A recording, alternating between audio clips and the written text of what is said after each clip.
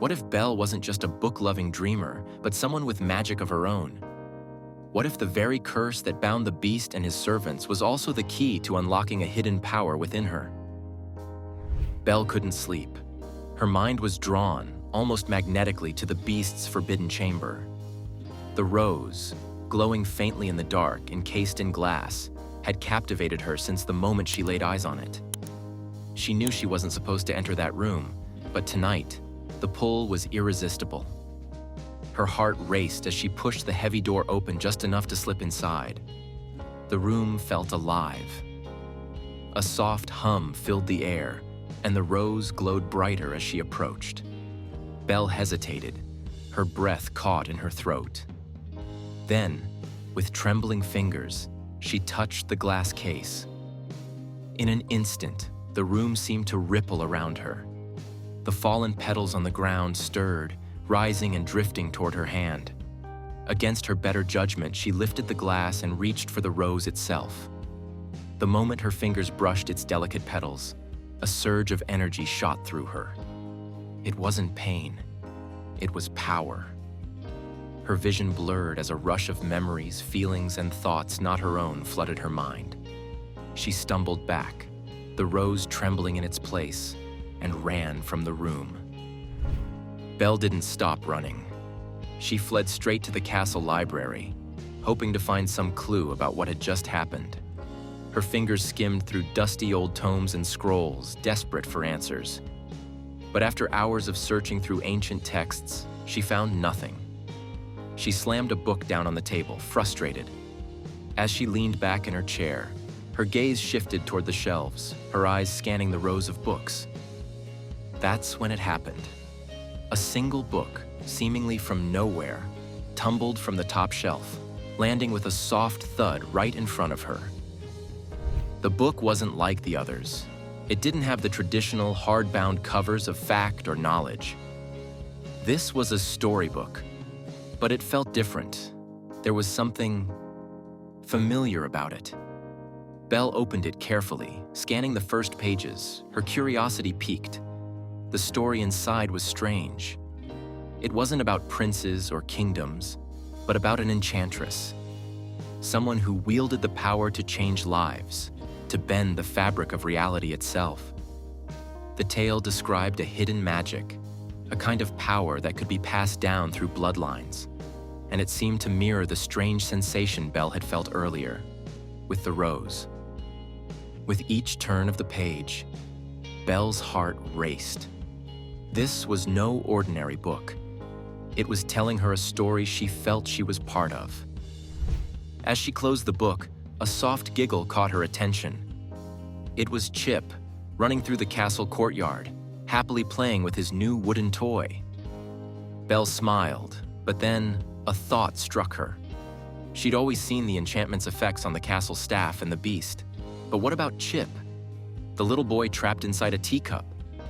What if there was a way for him to be free? She couldn't bear to think of him forever stuck in that form, unable to grow and experience life as a real child. She closed her eyes for a moment, silently wishing that she could fix this, undo the curse for him too. The next morning, Chip woke up, but something was different. He blinked his eyes open, staring around in confusion, his small hands clutching the bed sheets. Belle gasped. Chip wasn't a teacup anymore.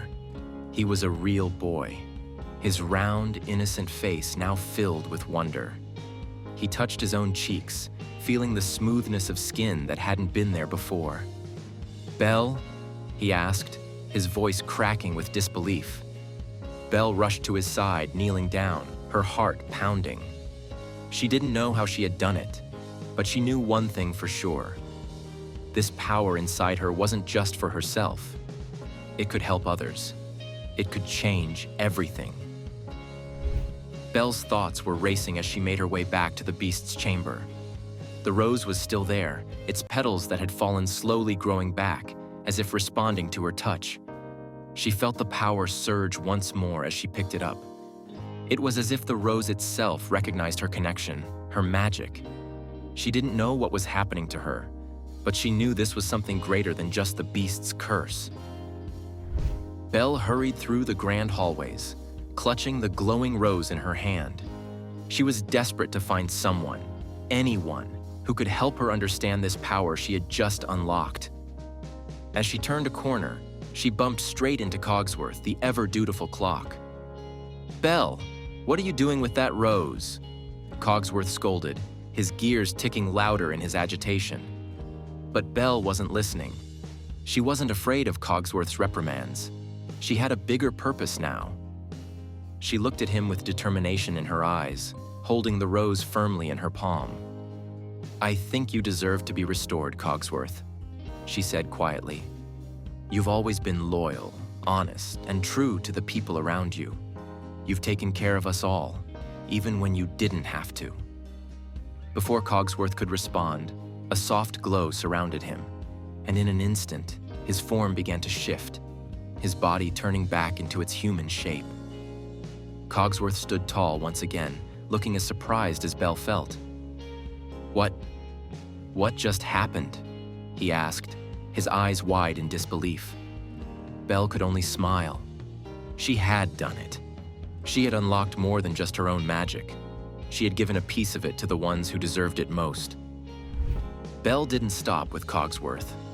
One by one, she visited each of the enchanted servants, holding the rose and using the power it had bestowed upon her. The castle came alive once again as human forms were restored, from the kindly Mrs. Potts to the ever-helpful Lumiere. The once worried faces of the staff now glowed with joy, their spirits lifting as they regained their true forms. There was a sense of relief, a shared understanding that the curse was no longer holding them prisoner. But Belle still had one more person to restore, the beast himself. She hurried to the balcony where he often retreated to be alone. When Belle found the beast, he was staring out into the night sky, his expression somber. She could sense the weight of everything he had been through, everything he had learned. She took a deep breath, holding out the rose, ready to change him back. But before she could speak, the beast turned to face her, his voice heavy with emotion. "Belle, you don't need to use that power on me," he said, his voice soft but firm. "You've shown me the truth of my own situation. I didn't appreciate those around me, the ones who cared for me. I used my status to control instead of help. I was selfish, and I didn't deserve the love I received." Belle stood there, stunned by his words. The beast wasn't just speaking about the curse, he was confessing to something deeper. The curse had been a consequence of his actions, but now he was truly seeing his mistakes. "The enchantress cursed me because I was blind to the needs of others," the beast continued. "But you, Belle, you've opened my eyes. You've made me understand what it means to care, truly care for those around you." Belle smiled softly, the glow of the rose still in her hands. "I don't need to use magic on you anymore. You've already broken the curse yourself." But their peaceful moment was soon interrupted. As Belle and the beast stood in quiet understanding, the sound of footsteps echoed through the courtyard. The townsfolk, led by the angry Gaston, were marching toward the castle, their eyes full of suspicion and fear. Gaston's voice rang out, sharp and accusing. "Belle, what have you done?" he shouted, pointing toward her with accusation in his eyes. "We know it was you. Your mother was a witch, wasn't she? You've inherited her powers, haven't you?" The mob's murmurs grew louder, their fear spreading like wildfire. They turned against her, unable to see her magic as anything but a threat. But Belle didn't back down. She stood tall, the rose still glowing in her hands, even though her heart raced. The beast stepped beside her, his stance protective. "Belle is not your enemy," he said, his voice strong. "She's the one who has saved us all. She's more than just the curse. She's the key to breaking it."